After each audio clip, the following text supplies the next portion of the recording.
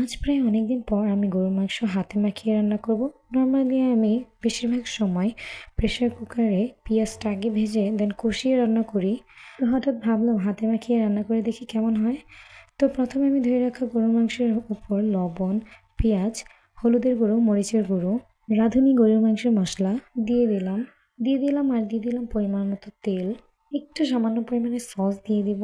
সবসময় দিই না, কিন্তু এই সসের টেস্টটা আমার খুবই ভালো লাগে, তাই আমি মুরগির তরকারিতে এবং গরুর তরকারিতে মাঝে মাঝে দিয়ে থাকি।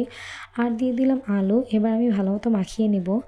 আর এখন যে মশলাটা দিলাম সেটা হচ্ছে আমার নিজের হাতে বানানো ঘরোয়া শাহি মশলা। এটা আমি ইউটিউব থেকে দেখে বানিয়েছি। যে কোনো খাবারের স্বাদ একটু বাড়িয়ে দেয় এই মশলাটা, খুবই উপকারী। এখন একটু পানি দিয়ে দিলাম আর দিয়ে দিলাম আদা রসুন বাটা। এখন দিচ্ছি কেন ভাবছেন? কারণ আমি ভুলে গিয়েছিলাম আদা রসুন বাটা দিতে। তো এখন আমি দিয়ে আবারও মাখিয়ে নিলাম। ফ্লেভারের জন্য কয়েকটা কাঁচামরিচ দিয়ে দিলাম। অল্প আছে প্রায় অনেকক্ষণ ঢেকে রেখে ভালো মতো কষিয়ে রান্না করার পর এই যে আমার তরকারির ফাইনাল লুক, দেখতে যেমন খেতেও তেমন মজা হয়েছিল আর নরমও হয়েছিল। ভিডিওটি দেখার জন্য অসংখ্য ধন্যবাদ।